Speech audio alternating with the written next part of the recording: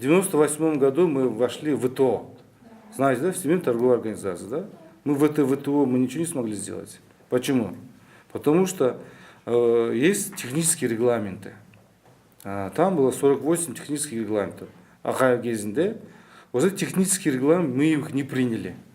Мы к этим стандартам, которые состоят в ВТО, сколько там, 100 с чем-то стран состоят, да, в ВТО, в этом, у них есть свой стандарт, технический регламент, который мы должны создать здесь в Кыргызстане эти товары, соответствующие техническому регламенту ВТО, и мы должны продавать на этот рынок.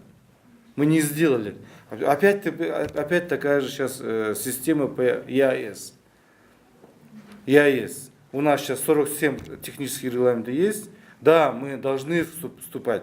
Мы должны идти. Сегодня у нас мир, он идет глобализация. Страны объединяются не территориально, но экономически, там, военными, да, там, блоками объединяются. Да?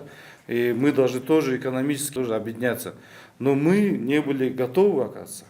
На сегодняшний день, вот в интернете читайте, да, на границе России кыргызстанская продукция остановилась. Там, только нету технического регламента, неправильная этикетка, неправильная там маркировка. Вот, и все вот у нас все как бы застревает. Опять же, виноваты мы сами. Мы сами, потому что мы не смогли вовремя сделать, подойти к стандартам. Это лаборатории, да, это сертификация, это стандарты. Мы должны были это все подходить как бы поэтапно.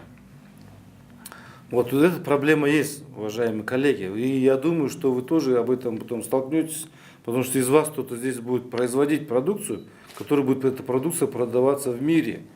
А если что в мире эта продукция продавалась, это нужно, чтобы он соответствовал стандартам.